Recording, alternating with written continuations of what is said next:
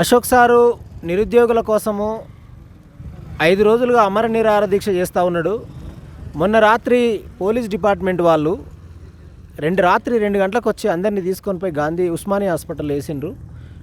ఆ ఉస్మానియా హాస్పిటల్ ఎట్లుందనడానికి అక్కడికి వెళ్ళి చూస్తే మాత్రం అది దుఃఖభరితమైనటువంటి సందర్భాలుగా ఉన్నాయి.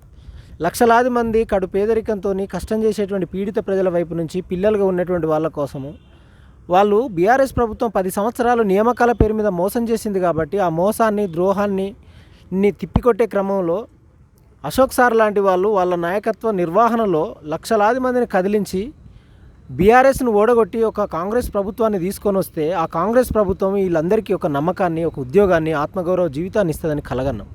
ఆ కలలో భాగంగా మళ్ళీ ఈ యొక్క కాంగ్రెస్ ప్రభుత్వంలో కూడా సరిగా ఉద్యోగాలు రావడం లేదు, ఇచ్చినటువంటి హామీలు నెరవేర్చడం లేదు అనే ప్రత్యేకమైనటువంటి అంశాలతోటి అశోక్ సార్ గారు మళ్ళీ అమర నిరాహార దీక్ష కూర్చున్నాడు. ఆ కూర్చునే క్రమంలో వాళ్ళందరూ కూడా సార్ మేము అశోక్ సార్ అంటున్నటువంటి అంశం ఏమంటే మాకు ఒక స్పష్టమైనటువంటి హామీ ఇవ్వని ప్రభుత్వాన్ని గుర్తు చేస్తూ ఉన్నారు. సార్ అక్కడ మాకు న్యాయం జరగలేదు, ఈ పిల్లలకి న్యాయం జరగలేదు కాబట్టి ఇక్కడ జరగాలనేటువంటి ప్రత్యేకమైన కృషితోటి వాళ్ళ ఆవేదన యొక్క దుఃఖము మా దీక్ష రూపంలో ఒక ప్రజాస్వామ్య పద్ధతిలో మేము ఈ ప్రపంచానికి ఈ సమస్య తెలియపరచడానికి కానీ గవర్నమెంట్కు వ్యతిరేకంగా కాదు, మేము గవర్నమెంట్ని కూడా వల్గర్గా ఏం మాట్లాడడం లేదు, మా హక్కును మేము కాపాడుకునేటువంటి క్రమంలో నిరుద్యోగులందరికీ కూడా సమన్యాయం జరగాలనే ఒక ప్రత్యేకమైనటువంటి కృషి ద్వారా మేము ముందుకు వచ్చినాము. కాబట్టి ఇప్పటికైనా సరే ఎంపీ ఎలక్షన్స్ ఉన్నాయి, వాటి మీద ప్రభావితం కాకుండా ఉండడానికి అశోక్ సార్ నిర్వహించేటువంటి కార్యక్రమం కూడా అందరికీ న్యాయం జరిగేటువంటి ప్రక్రియ ఉందనే సమక్షంలో దాన్ని పరిష్కారానికి అడుగులు వేయాలని ఒక ప్రత్యేకమైన ఆలోచనతోని మాట్లాడుతూ ఉన్నాడు. ఆ మాట్లాడే క్రమంలో నిజంగా అశోక్ సారు భార్య మేడము నిజంగా ఈ ఉద్యమమే కాదు, రిజర్వేషన్ ఉద్యమం అయితేంది, మార్కుల విషయం అయితేనేమి, డిఎస్సి టెట్ అనేక రకాలుగా నిరుద్యోగుల పక్షాన నిలబడుతూ అశోక్ సార్కు వెన్నుదన్నుగా ఉంటూ దుఃఖభరితమైనటువంటి సందర్భంలో దుఃఖాన్ని క్రిస్టఫర్ కార్డ్వెల్ చెప్పినట్టుగా ఒక కంట్లో కన్నీరు మరో కంట్లో కత్తి అన్నట్టుగా ఒకవైపు దుఃఖము మరోవైపు పోరాటం, ఆ పోరాట జీవితాన్ని సార్కు వెన్నుదన్నుగా ఉంటూ ఈ లక్షలాది మంది కోసం మా జీవితాలు పనంగా పెట్టైనా ముందుకు వస్తామనే ఒక దృఢమైన సంకల్పంతో ఈ ఆర్ట్స్ కాలేజీ ముందటికొచ్చి తన యొక్క దుఃఖాన్ని వెళ్ళబోసుకునే క్రమం. తన దుఃఖమే కాదు, ఇక్కడ ఉండేటువంటి ఈ నిరుద్యోగులందరూ కూడా ఇక్కడ ఉన్న వాళ్ళు టెట్ వాళ్ళు ఉన్నారు, డిఎస్సి వాళ్ళు ఉన్నారు, 46 జీవోకి సంబంధించినటువంటి వాళ్ళు ఉన్నారు, అదేవిధంగా ఆర్ట్స్కి సంబంధించి అనేక రకాల ఆస్పిరెంట్స్ ఉన్నారు, గురుకుల 1:2 చాలా వివిధ రకరకాల నిరుద్యోగులు కూడా ఉన్నారు.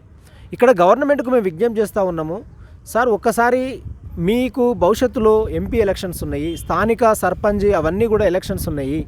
ఆ ఎలక్షన్లో కూడా ఇప్పుడు ఈ నిరుద్యోగుల నుంచి ప్రభావం కాకుండా ఉండేటువంటి ప్రయత్నంలో మళ్ళీ వేరే వాళ్ళకు అవకాశం చేకిచ్చే ప్రయత్నం చేయకుండా ఉండాలంటే అశోక్ సార్ ఏవైతే డిమాండ్స్ పెట్టిండో ఆ డిమాండ్స్ నెరవేర్చేటువంటి క్రమం జరగాలి.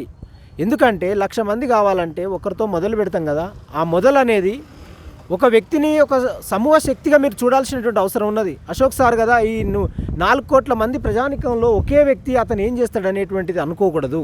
ఎందుకంటే వ్యక్తి సమూహ శక్తి అయినప్పుడు ఆ శక్తి కొన్ని కోట్లాది మంది ప్రజానికాన్ని ప్రభావితం చేసేటువంటి అవకాశం దక్కుతుంది. ఎందుకంటే బీఆర్ఎస్కు కాంగ్రెస్కు 2% ఓట్ పర్సెంటేజ్ కాబట్టి ఆ 2% కనుక ఇప్పుడు ఈ నిరుద్యోగులు మళ్ళీ ఇన్ఫ్లుయెన్స్ అయ్యి మళ్ళీ ఈ ఉద్యమానికి అట్రాక్టివ్ అయిపోయి మళ్ళా రాజకీయ ప్రభుత్వాలను చేంజ్ చేసేటువంటి ప్రభావితం అయితే మీ యొక్క రాజకీయ భవిష్యత్తు ప్రశ్నార్థకం కావడానికి అవకాశం ఉంటుందని మేము తెలియపరుస్తూ ఉన్నాం. ఇప్పటికైనా ఎందుకంటే ఈరోజు ఉస్మానియా హాస్పిటల్లో అశోక్ సార్ మీద అభిమానంతో సార్ని మేము చూడాలి, 4-5 రోజుల నుంచి ఆయన అన్నం తినలేదు, చాలా దుర్భరమైన పరిస్థితి ఉంది, కడుపు నొప్పి ఉంది, అల్సర్ ఉంది, అనేక రకాలుగా ఉన్నాయని యూట్యూబ్లో చూసి సమాచారం తెలుసుకొని మా సార్ను మేము కళ్ళకు అద్దుకోవాలని ఒక ఆస్పిరెంట్ వెళితే అతన్ని పోలీసు వాళ్ళు అతని దౌడపలను రాలగొట్టి నెత్తురొచ్చేటట్టు కొట్టడం జరిగింది. ఇది ప్రజాస్వామ్యంలో ఇది కొట్టడము అనేది మంచి లక్షణం కాదు. మేము ఇక్కడ కోరుతా ఉన్నది ఏమంటే మాకు సమస్యలు ఉన్నాయి కాబట్టి సమస్యల మీద మేము పోరాటం చేస్తూ ఉన్నాం. ఆ పోరాట రూపంలో భాగంగా మీరు కొట్టడం కాదు సార్, మా సమస్యలు పరిష్కరించండి. మా పనులు రాలగొట్టడం, మమ్మల్ని కొట్టినంత మాత్రాన మాలో ఉన్న ఆశయాన్ని మీరు చంపలేరు కదా, మా అశోక్ సార్ అమర నిరాహార దీక్షను మీరు ఆపలేరు కదా. మా దుఃఖాన్ని, మా కష్టాన్ని, మా పేదరికాన్ని మేము అర్థం చేసుకొని మేమందరం మా అమూల్యమైన ఓట్లేసి మిమ్మల్ని గెలిపించి మాకు ఉద్యోగాలు వస్తాయి, మా జీవితాలు బాగుపడతాయి, మా కుటుంబాలు ఆత్మగౌరవంతో తల ఎత్తుకొని బతుకుతాయని గొప్ప నమ్మకంతో మేము ఓట్లేసి గెలిపించినాం కదా, ఆ గెలుపు మరో ఉద్యమానికి నాంది పలకడానికి కాదు కదా మేము అడిగేది అని నిరుద్యోగుల పక్షాన అశోక్ సార్ లాంటి వాళ్ళు అమర నిరాహార దీక్ష చేస్తున్నటువంటి క్రమం జరుగుతూ ఉన్నది. ఇవాళ అశోక్ సార్తో కలిసిపోయి సహచరంగా ఉద్యమం చేసినటువంటి వాళ్ళందరూ కూడా సర్వదా ప్రయత్నం చేస్తున్న సందర్భాలు మనం చూస్తూ ఉన్నాం. వారి ప్రయత్నానికి రెడ్ సెల్యూట్ తెలుపుతున్నాం. కానీ ఆ ప్రయత్నం అనేటువంటిది ఒక ముఖ్యమంత్రి స్థాయిలో ఏదైనా ప్రకటన వస్తుందా, ఒక మినిస్టర్ స్థాయిలో ప్రకటన రావాలి. సరే, మరి అశోక్ సారు మళ్ళొకసారి చర్చలకు పిలిపించేటువంటి ప్రయత్నం జరిగి ఆ చర్చలు నిరుద్యోగుల పక్షాన ఒక సఫలీకృతం కావడానికి ఒక ప్రత్యేకమైనటువంటి అంశంగా ఉండాల్సినటువంటి అవసరం ఉన్నది. ఇవాళ మాలాంటోళ్ళు, మా కమ్యూనిస్ట్ పార్టీ కానీ, ఏఐఎస్ఎఫ్ కానీ కాంగ్రెస్ మద్దతు ఉన్నటువంటి క్రమం. ఇవాళ ఆ మద్దతు కూడా మేము అంటా ఉన్నాం. సమస్యల కాడికి వచ్చేటప్పటికి విధి విధానాల పట్ల మా వైఖరి ఉండొచ్చేమో, కానీ రేపు ఎన్ని ఎంపీ ఎలక్షన్లో కూడా మేము సపోర్ట్ చేస్తాం, మిమ్మల్ని ఇండియా కూటమిని బలపరుస్తాం. కానీ ఆ బలం అనేటువంటిది లక్షలాది మంది జీవితాల్లో ఒక నమ్మకాన్ని, వెలుగును, ఉద్యోగాలను, జీవితాలను ఇచ్చేటటువంటిది ఉండాలి. అశోక్ సార్ మాకు ఉద్యమ సహచర నేపథ్యం కనుక ఒక అవకాశాన్ని మనం తీసుకునేటువంటి ప్రయత్నం చేద్దాం. రాష్ట్ర ముఖ్యమంత్రికి, మినిస్టర్స్కి అందరికీ కూడా మేము రిక్వెస్ట్ చేస్తూ ఉన్నాం. రిక్వెస్ట్ అంటే కొంతమంది అభ్యర్థులు ఇది గల్లలు పెడదాం, గిల్లలు పెడదాం, ఇది చేయాలి, మీరు బతిలాడొద్దని మాట్లాడుతుంటారు. మీరు ఇంట్లో వండుకొని వీ వాంట్ జస్టిస్ అనుకుంటా అంత ప్రాణాలకు తెగించి ఒక 5 రోజుల నుంచి తిండి తిప్పలు మానేసి మీకోసము ప్రాణాలు ఇవ్వడానికి సిద్ధపడ్డ ఒక వ్యక్తి అశోక్ సార్ లాంటి వ్యక్తి కోసము మీరు ఇంటికాడ కూర్చొని వాట్సాప్లలో బాత్కాలు కొట్టుకుంటా, ఉద్బోధ ముచ్చట్లు చెప్పుకుంటా, ఈ ఉత్త ముచ్చట్లు చెప్పుకుంటా, తినకాడనే కూర్చుంటాం అనేటువంటి బలహీనమైనటువంటి పదాలు వాడి మీరు ఉద్యమాన్ని నీరుగార్చే ప్రయత్నం చేయొద్దు. ఎందుకంటే ఇప్పుడు నేను రావాలన్నా వద్దా, నా సంస్థ నాకంటే ఒక ప్రత్యేకమైన నిర్మాణం ఉంటుంది. కానీ ఆ నిర్మాణములో భాగంగా రాష్ట్ర ప్రభుత్వాన్ని విజ్ఞప్తి చేస్తున్నాం, అడుగుతున్నాం, గొంతెత్తుతున్నాం, బతిలాడుతున్నాం, మాట్లాడుతున్నాం. న్యాయం చేయండి సార్, లక్షల మంది చూస్తున్నారు, ఇబ్బంది పడుతున్నారు, ఏజ్ అయిపోతుంది. మీరు బ్యాక్లాగ్ పేరు మీద ఒక్కరికి 3 ఉద్యోగాలు ఇచ్చి 4 ఉద్యోగాలు వస్తే ఒకరికి ఒక్క ఉద్యోగం ఇచ్చి మిగతా 3 ఉద్యోగాలు బ్యాక్లాగ్ పెడుతున్నారు. అంటే మీరు నిరుద్యోగులకు ఉద్యోగాలు ఇవ్వాలనే ప్రత్యేకమైన డిమాండ్ మీకు ఉంది అనుకున్నప్పుడు బ్యాక్లాగ్ ఇవ్వకుండా అందరికీ విడతల వారీగా ఇవ్వాలి కదా. ఒకవేళ నువ్వు బ్యాక్లాగ్ పెట్టినావనుకో, లక్షలాది మంది 10 సంవత్సరాలుగా వ్యక్తిగత స్వేచ్ఛను పక్కన పెట్టి, పండుగలు పక్కన పెట్టి, తల్లిదండ్రులు పక్కన పెట్టి, పెళ్లిళ్ళు పక్కన పెట్టి వాళ్ళందరూ కూడా చదువుకొని ఉద్యోగం కొట్టుకోవడానికే వచ్చింది. ఒకరికి 4 వస్తే ఒకటి పోతే 3 కూడా ఇచ్చేటువంటి ప్రయత్నం జరగాలి. కాబట్టి నిరుద్యోగులు, ప్రజలు అందరూ కూడా మిమ్మల్ని గమనిస్తూ ఉన్నారు, బాధపడుతూ ఉన్నారు, ఏడుస్తూ ఉన్నారు. మీరు వాళ్ళ ఉసురు పోసుకునే ప్రయత్నం చేయకండి. కాబట్టి మేము కాంగ్రెస్ ప్రభుత్వాన్ని ఇప్పటికైనా విమర్శిస్తలేం. ఒక ప్రజాస్వామ్య పద్ధతిలో ఈ 75 రోజుల కాలంలో కాంగ్రెస్ ప్రభుత్వం అనేటువంటి నిరుద్యోగుల పక్షాన వచ్చింది కాబట్టి అశోక్ సార్ లాంటి వాళ్ళు అమర నిరాహార దీక్ష చేస్తే వాళ్ళ దుఃఖాన్ని, వాళ్ళ బాధను, వాళ్ళ ఆర్తనాదాన్ని, ఆ మేడం యొక్క దుఃఖాన్ని, బాధను అర్థం చేసుకోండి సార్. మాకు ఏడ్చి కన్నీళ్ళు ఇంకిపోయినాయి ఆ మేడానికైతే. నిజంగా ఒక 5 రోజుల నుంచి కడుపు నిండా తిండి లేక, కంటి నిండా నిద్ర లేక, ఇంటి చుట్టూ ప్రహారగాసి ఎంతోమంది పోలీసు వాళ్ళు వచ్చి భయభ్రాంతులకు గురి చేస్తూ హాస్పిటల్లో ఒక పోరాటము, ఇంటికాడ మరో పోరాటము, జీవితంలో కొన్ని లక్షల మంది కోసము నా భర్త గొంతుకనిస్తున్నప్పుడు నా భర్త తప్పు చేస్తున్నాడా, మోసం చేస్తున్నాడా, ద్రోహం చేస్తున్నాడా, న్యాయం చేస్తున్నాడు, హక్కును అడుగుతున్నాడు, ఆర్టికల్ 19 ప్రకారంగా భావస్వేచ్ఛను అడుగుతున్నాడు. కాబట్టి రాష్ట్ర ముఖ్యమంత్రి గారు ఇన్ని ఓట్ల ద్వారా మీరు గెలిపించిండ్రు. ఆ గెలిపించిన దాంట్లో అశోక్ సార్ యొక్క పాత్ర క్రియాశీలకంగా ఉన్నది. ఒక్కసారి అర్థం చేసుకోండి. మీకు గ్రూప్ 2 అయితేనేంది, డిఎస్సి అయితేనే అనేకమైనటువంటి పోరాట కార్యక్రమం, రిజర్వేషన్ విషయంలో మొట్టమొదటి ఉద్యమ కేంద్రంగా ఇదే గడ్డ మించి ఒక అబ్బాయి పెట్రోల్ పోసుకున్నా కూడా చౌటి ప్రభాకర్ అన్న అశోక్ సార్ను అరెస్ట్ చేసి అక్రమంగా కేసులు పెట్టిన చరిత్ర నా కళ్ళ ముందున్న. ఆ రోజు నాది పేర్వెల్ పార్టీ, వెల్కమ్ పార్టీ అవుతున్న క్రమంలో కూడా నేను ఆ పోరాటంలో క్రియాశీలకంగా నేనున్నా. మాలాంటి వాళ్ళు అప్పుడు వెలుగులోకి రాకపోవచ్చు, కానీ ఒక ఉద్యమము, ఒక త్యాగం మీద నడిచినప్పుడు కొంతమంది కొన్ని అవకాశాలు ఇస్తుంది. ఆ అవకాశం ఏ రూపం ఉంటుంది అని అంటే, లక్షలాది మంది అశోక్ సార్ వల్ల న్యాయం జరుగుతుంది. టెట్ వాళ్ళకు, డిఎస్సి వాళ్ళకు, ఆర్ట్ వాళ్ళకు, లేదా లింగ్విస్టిక్ గురుకులకు సంబంధించినటువంటి 1:2కు సంబంధించినటువంటి వాళ్ళకు అనేక రకాలుగా ఉద్యోగాలు ఉన్నాయి. ఆ ఉద్యోగాల పేరు మీద న్యాయం జరగనటువంటి వాళ్ళకు అశోక్ సార్ వల్లనే న్యాయం జరుగుతుంది అనేటువంటి ఒక ప్రత్యేకమైనటువంటి అంశంతోనే వాళ్ళు ఆ సార్ను నమ్మిండ్రు. కాబట్టి వాళ్ళ నమ్మకాన్ని వమ్ము చేయకుండా పోరాడితే పోయేదేం లేదు. కార్ల్ మార్క్స్ అన్నట్టుగా ఈరోజు తన వర్ధంతి ఆ ఆశయ వేవ్ స్ఫూర్తితో ఇవాళ అశోక్ సార్ నా ప్రాణాలు పోయినా పర్వాలేదు, ఆ లక్షలాది మంది నిరుద్యోగుల కోసం నేను ప్రాణాలు ఇవ్వడానికి సిద్ధపడ్డా అనేటువంటి సాక్ష్యాన్ని ఇవాళ ఉస్మానియా హాస్పిటల్లో నేను అమర నిరాహార దీక్షను నేను విరమించడానికంటే ముందు ఒక ప్రభుత్వం నుంచి ఒక ప్రకటన రావాలి, వాళ్ళు ఒక వాయిస్ ఇవ్వాలి, ఒక నమ్మకాన్ని కల్పించాలి. ఆ నమ్మకము నిరుద్యోగుల జీవితాల్లో వెలుగులు నింపాలి, వాళ్ళు బాగుపడాలి, వాళ్ళకు ఉద్యోగాలు రావాలి, వాళ్ళ జీవితం ముందుకు పోయేటువంటి ప్రయత్నం జరగాలని కొన్ని ఆశలతోటి ఆయన 5వ రోజు కూడా మంచినీళ్ళు కూడా ముట్టకుండా వాళ్ళ నిరుద్యోగుల కోసము తన జీవితాన్ని పక్కన పెట్టి కూడా ప్రాణాలకు తెగించి కూడా ఉస్మానియా హాస్పిటల్లో, ఎందుకంటే ఉస్మానియా హాస్పిటల్కి వెళితే ఉదయం 9 శవాలు లేచిపోయినాయి. ఇక్కడ జనరల్ ఆ వార్డులో IMF 1 వార్డు ఉంటుంది. కండ్ల ముందు 9 శవాలు లేచిపోతాయి. మనిషి సహజంగా చనిపోయిండు, అక్కడ ఏడుస్తున్నారు అంటే అక్కడ పోవాలంటే భయం అవుతుంది, ఏడుపు వస్తుంది, బాధ అనిపిస్తుంది, మనుషులం కాబట్టి. అటువంటిది లక్షలాది మంది జీవితాలను మార్చడానికి అక్కడ ఆ హాస్పిటల్లో 9 మంది కండ్ల ముందు చనిపోతున్నా నేను నా పోరాటాన్ని విశ్రమించని అవిశ్రాంతమైన పోరాటంగా ముందుకు తీసుకెళ్తున్నాననే నమ్మకాన్ని కల్పిస్తున్నాడా సార్ మీకు ఆరోగ్యమే మహాభాగ్యం అనేది ఒక సూత్రం ఏదైతే ఉంటుందో ఆ సూత్రానికి అనుగుణంగా మీరు మాకు కావాలి. మీ గొంతు ఈ పేద ప్రజలకు అవసరము, ఈ నిరుద్యోగులకు అవసరము. కాబట్టి మేము అశోక్ సార్ కూడా విజ్ఞప్తి చేస్తున్న క్రమం ఏంటంటే, ఒకసారి ఉన్న పరిస్థితుల రీత్యా మనం అర్థం చేసుకునే క్రమాన్ని ముందుకు తీసుకెళ్దాం. వీలైతే రాష్ట్ర ప్రభుత్వం చర్చలు పిలిపించి మన సమస్యను పరిష్కారం వైపు నడిపించేటువంటి ప్రయత్నం జరగాలని కోరుకుంటూ అశోక్ సార్ వైపు నుంచి కూడా ఆలోచించాల్సినటువంటి అవసరం ఉన్నది. అశోక్ సార్ కంటే ముందుగా కాంగ్రెస్ ప్రభుత్వంలో ఉండేటువంటి నిరుద్యోగులు, మేధావులు, ఇంటెలెక్చువల్గా విశ్వసనీయ వర్గాలుగా ఉండి ప్రభుత్వం మీద తీవ్రమైన వ్యతిరేకత వస్తూ ఉన్నది, ఎంపీ ఎలక్షన్స్పై ప్రభావితం అవుతుంది అని కొంతమంది చెప్పేటువంటి మేధావులు కూడా ఖచ్చితంగా అశోక్ సార్ మీద చర్చలు జరపాలని గవర్నమెంట్కి కూడా సూచన చేయాల్సినటువంటి అవసరం ఉంటుందని తెలియపరుస్తూ, ఈరోజు ఉస్మానియా గడ్డకి అశోక్ సార్ యొక్క మేడము వాళ్ళ వైఫ్ వచ్చి వాయిస్ ఇవ్వడానికి సిద్ధంగా ఉన్నారు. కాబట్టి అందరి నిరుద్యోగుల పక్షాన అశోక్ సార్ గారి భార్యను ఆ మేడాన్ని మాట్లాడాల్సిందిగా విజ్ఞప్తి చేస్తూ ఉన్నాం. అశోక్ సార్ ఈరోజు 5వ రోజు దీక్ష చేస్తున్నాడండి. సార్కి నేను చెప్పాను, ఒకసారి నీ హెల్త్ చూసుకో అంటే, నాకు పర్వాలేదు, నాకేమైనా పర్వాలేదు, నేను చేస్తాను, దీక్ష చేస్తాను, కంపల్సరీ వస్తుంది, పైకి వెళ్ళి ఆర్డర్స్ వస్తాయని నమ్మకంతో చేస్తుంది సార్ మీ మీద, గవర్నమెంట్ మీద నమ్మకం పెట్టుకుని సార్, ఆ గవర్నమెంట్ ఆ నమ్మకాన్ని నిలబెడతారని నేను అనుకుంటున్నాను. నిరుద్యోగుల తరపున సారు దీక్ష చేస్తున్నాడు. మీరు ఒకసారి స్పందించండి. మీరు ఒకసారి చెప్పిన, నేను ఇంతకు ముందు కూడా చెప్పాను, వీడియోస్ చేయండి, సోషల్ మీడియాలో అప్లోడ్ చేయమని కూడా చెప్పాను. ఒకసారి అది దాని వైపు ఒకసారి ఆలోచించండి. మీరు సార్ చేసేది ఆయన కొరకే. మా ఇంటి దగ్గర సార్ వాళ్ళ పిల్లలు కూడా డాడీకి ఎలా ఉంది మమ్మీ అంటే నేనేం చెప్పుకోలేకపోతున్నాను. ఒకసారి ఆలోచించండి.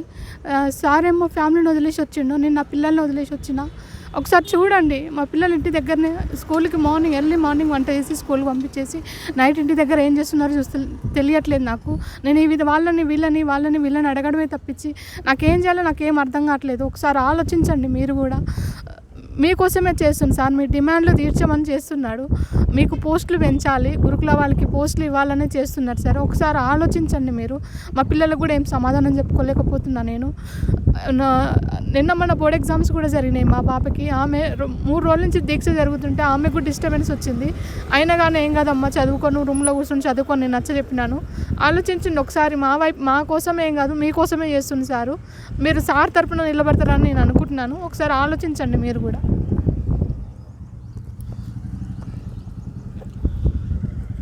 అన్న, నేను ఇప్పుడే సార్ను ఒక 20 నిమిషాల కిందనే నేను ఇంకొక మేడం సార్ని కలవడం జరిగింది.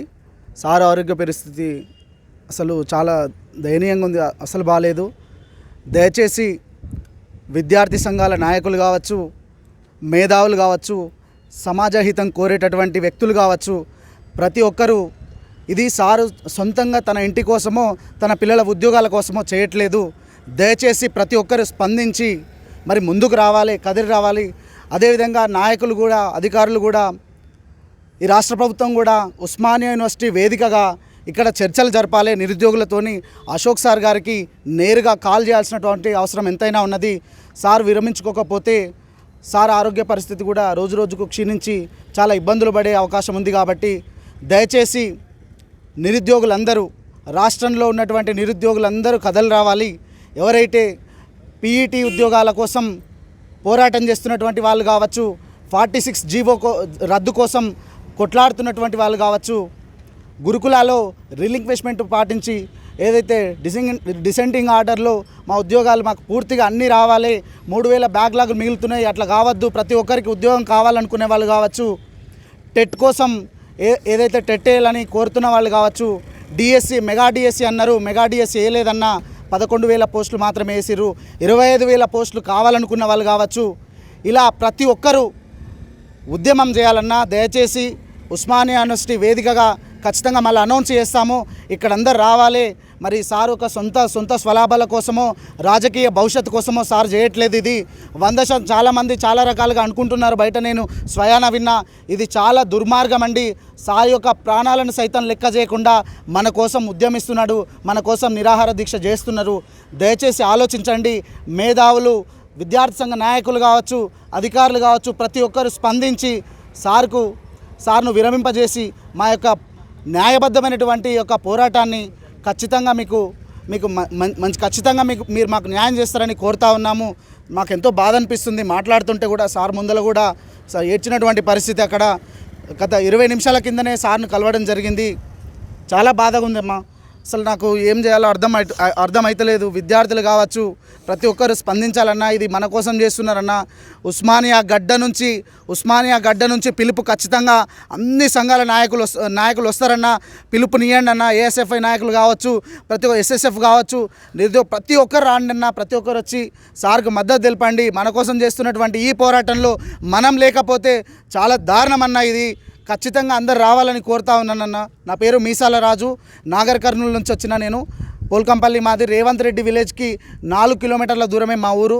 దయచేసి గవర్నమెంట్ ఖచ్చితంగా స్పందిస్తుందని భావించండి అన్న. ఖచ్చితంగా ముందరికి రావాలని కోరుతా ఉన్నాను.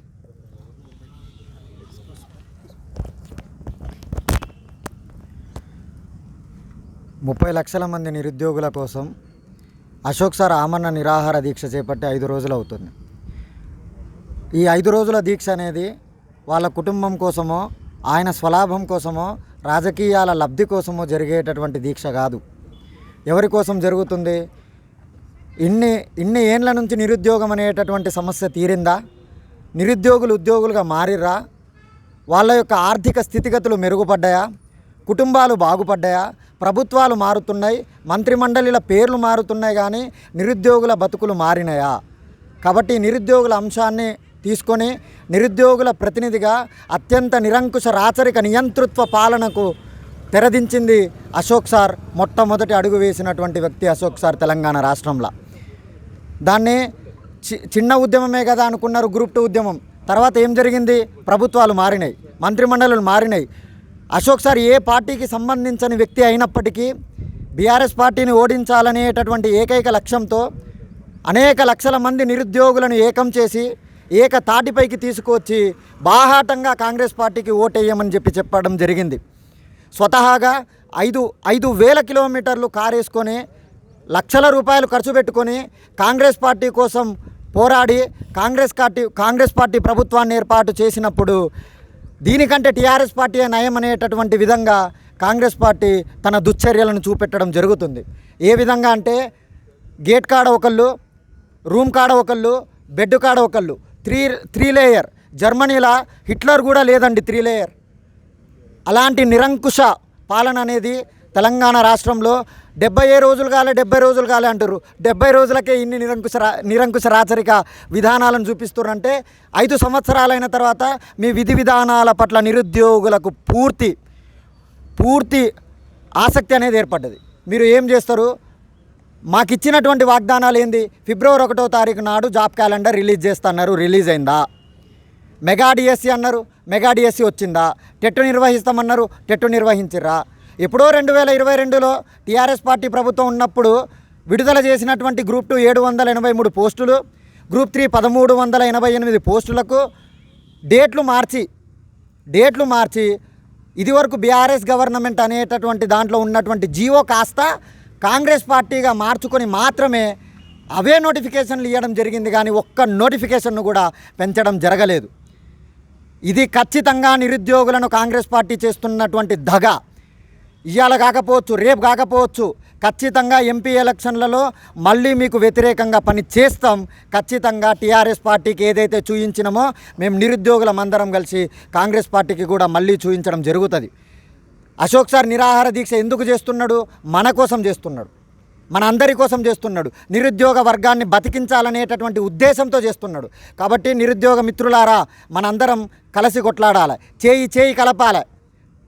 ప్రతి నీటి బొట్టు కలిస్తేనే వరద ప్రవాహం మారుతుంది, అదే తుఫాన్ సునామీగా ఏర్పాటవుతుంది. కాబట్టి ప్రతి ఒక్క నిరుద్యోగి తరలి రావాలి. వాళ్ళ కుటుంబం సైతం రోడ్డు మీదకి వచ్చి మాట్లాడుతున్నప్పటికీ కూడా గవర్నమెంట్ నుంచి స్పష్టత లేకపోవడం అనేది మీ పాలన ఏ విధంగా జరుగుతుందనేది మా అందరికీ విదితమే. ప్రజాప్రభుత్వం అన్నారు, గడీలను బద్దలు కొట్టినామన్నారు, కంచెలు తీసేసినామన్నారు, 3 లేయర్ల కంచెలను ఏర్పాటు చేశారు. కాబట్టి అనేది ఏంటంటే ఖచ్చితంగా ప్రభుత్వం దీన్ని స్పందించాలి. అశోక్ సార్కి గనక ఏదైనా అయితే, ఐ రిపీట్ అగైన్, అశోక్ సార్కి ఏదైనా అయితే రాష్ట్రం అగ్నిగుండం అవుతుంది. కాబట్టి జాగ్రత్త వహించాలి. కాంగ్రెస్ పార్టీ తక్షణమే దీని మీద ఒక మంత్రిమండలి స్పష్టమైనటువంటి ప్రకటన వచ్చేంత వరకు మీరు ఎంత మొండోళ్ళో ఆయన మీకంటే డబల్ మొండోళ్ళు. కాబట్టి ఖచ్చితంగా ఒక స్పష్టమైన ప్రకటన వచ్చేంత వరకు అశోక్ సార్, నాకు కుటుంబం ఎవరు అంటే నేను పెళ్లి చేసుకున్నటువంటి భార్య నా పిల్లలు కాదు, నా నిరుద్యోగులే నా యొక్క కులం, నా నిరుద్యోగులే నా యొక్క మతం అని చెప్పినటువంటి ఏకైక వ్యక్తి తెలంగాణ రాష్ట్రంలో అశోక్ సార్ మాత్రమే. కాబట్టి మనందరం కలిసి కొట్లాడి అశోక్ సార్ని కాపాడుకోవాలి. నిరుద్యోగుల గొంతుకను కాపాడుకోకుంటే రేపు మన గోస వినేటటువంటి వ్యక్తి మనకు కరువైపోతాడు. కాబట్టి ఈ అంశాన్ని మీ అందరికీ తెలియజేస్తూ జై తెలంగాణ.